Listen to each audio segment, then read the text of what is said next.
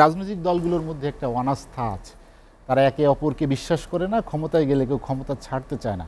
ক্ষমতায় যাওয়া এবং ক্ষমতা থেকে নামানো এই এক ধরনের প্রতিযোগিতা আমরা দেখেছি অতীত দিনে।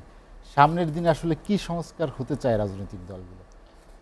মানুষ তো আমরাই, আমাদের দিয়ে তো দল। আমাদের প্রথম যে মনস্তাত্ত্বিক আমি মনে করি পরিবর্তন হতে হবে। কেন? কারণ আমাদের সামনে আমরা এই পতিত সরকারের পতনটা দেখেছি, তার দাম্ভিকতা দেখেছি, তার অনন্তকাল ক্ষমতায় থাকার একটা লিপ্সা জিজ্ঞাংস আমরা দেখেছি। এবং এত পার্শ্ববর্তী দেশ, নির্বাহী সমস্ত বাহিনীগুলো থাকার পরেও, লুটেরাদের হাজার লক্ষ কোটি টাকা থাকার পরেও তারা যে ক্ষমতায় থাকতে পারে নাই, এর থেকে তো মনে হয় আমাদের একটা শিক্ষা নেওয়া উচিত। কারণ আমরা যদি মানুষ বা আমাদের ভিতরে বিবেকবোধ, আমরা পিছনে থেকে অতীতের অনেক এইরকম কিন্তু ডিক্টেটরদের পরিণতি কিন্তু আমরা দেখেছি। তা আমরা কি শিখলাম? নিশ্চয়ই আমাদের ভবিষ্যতের জন্য আমি মনে করি যদি আমরা নাই শিখি, সেই গল্পের কবিতার মতো যদি আমি বলি, যে যায় লঙ্কা সে হয় রাবণ,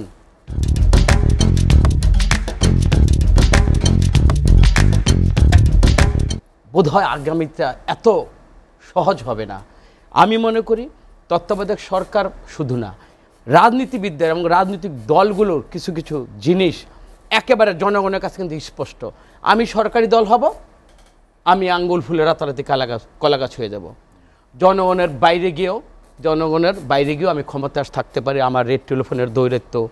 আমার মনে হয় তত্ত্বাবধায়কে কিছু ক্লজ যে দিতে হবে, এই সমস্ত শুধু নির্বাচন ফাংশনিংটা একটা সুষ্ঠু আস্থা বিশ্বাসযোগ্য নির্বাচন হলো তা না।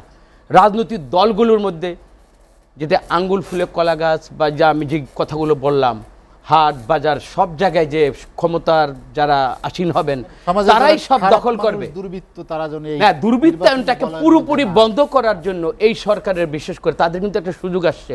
আমরা রাজনৈতিক দল কখন কিভাবে চাচ্ছি সেটা বড় কথা না, তারা কিন্তু সমাজের একটা দায়িত্বের, সবাই কিন্তু তার নিজের জায়গা থেকে কিন্তু অনেক বিশাল সমাজ রাষ্ট্রের মধ্যে তাদের কিন্তু অবস্থান, তাদের কিন্তু জাতি ক্ষমা করবে না। সুতরাং আমরা আমাদের মতো করে চাবো, কিন্তু তারা কি জনগণের জন্য সার্বিক পুরো 17 কোটি মানুষের কিন্তু তাদের কিন্তু জিম্মাদার। ধরুন আমি বিএনপি করি, বিএনপি কত পার্সেন্ট? 40%, 50% লোক আমাকে সমর্থন করে, বাকি 60% লোকের কিন্তু হৃদয় জয় করার মতো কাজ আমাকে করতে হবে।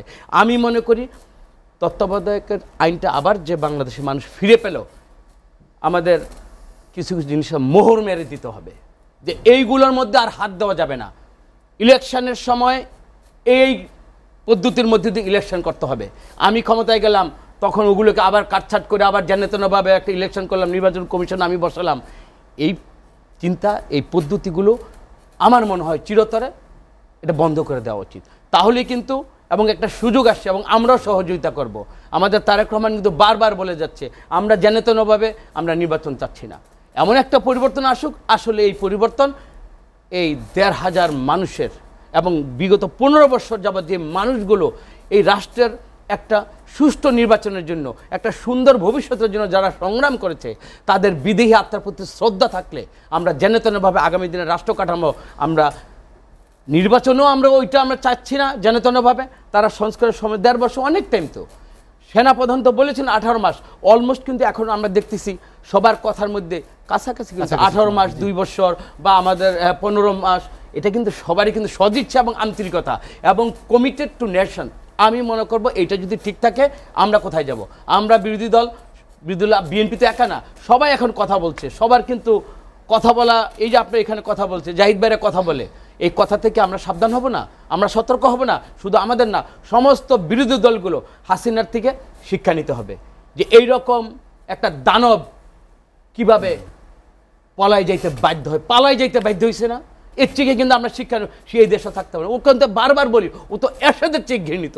এরশাদ দেখেন পতনের পরে কিন্তু স্বৈরশাসক, অবশ্যই সে স্বৈরশাসক, সে কিন্তু জেলখানায় থেকে 5 সিটে সে পাস করছে। সে আঞ্চলিক নেতা হোক, তার একটা সাহস ছিল, মরাল, ওর তো কোনো মরালিটি নেই।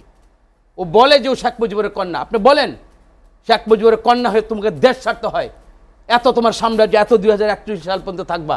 সুতরাং আগামী দিনে যারা একটা নির্বাচন করবেন, এবং যারা নির্বাচিত হবেন সবার মধ্যে কিন্তু এই উপলব্ধিটা থাকতে হবে স্মরণ রাখতে হবে, এবং জি। এই ভুলটা করলে এবং ভুলে গেলে আমি মনে হয় জাতি তাদেরকে মাফ করবে না। সুষ্ঠু নির্বাচন আয়োজনের ক্ষেত্রে নির্বাচন কমিশনের যে প্রস্তুতি আপনি শুনলেন, জাজ সিইসি একদম প্রস্তুত, সে কথা তিনি এরই মধ্যে বলে দিয়েছেন। পাশাপাশি নির্বাচনী বিধি ব্যবস্থায় যে সংস্কার, আমাদের সঙ্গে সংস্কার কমিশনের একজন সদস্য আছেন এখানে, সিইসি আসলে কিসের ভিত্তিতে প্রস্তুতির কথা জানালেন?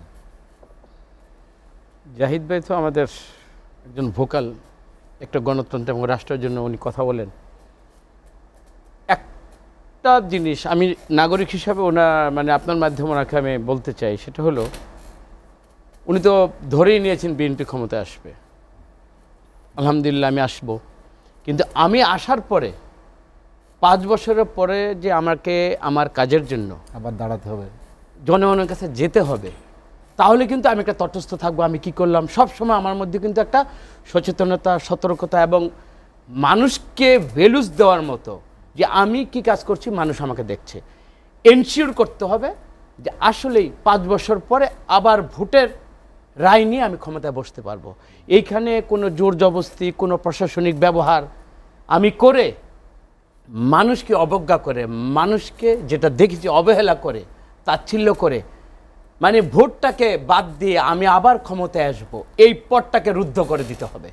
এইখানে মনে করি জাহিদ ভাই সহ যারাই কাজ করছেন, দেখেন কমিশনের যতগুলো সংস্কার কমিশন হয়েছে, প্রতিটি মানুষের আমি মনে করি এই জাতির জন্য তাদের একটা নৈতিকতা থেকে একটা ইমানি দায়িত্ব নিয়েই কিন্তু ওনারা কিন্তু জাতির জন্য সেবক হিসেবে কাজ করছেন।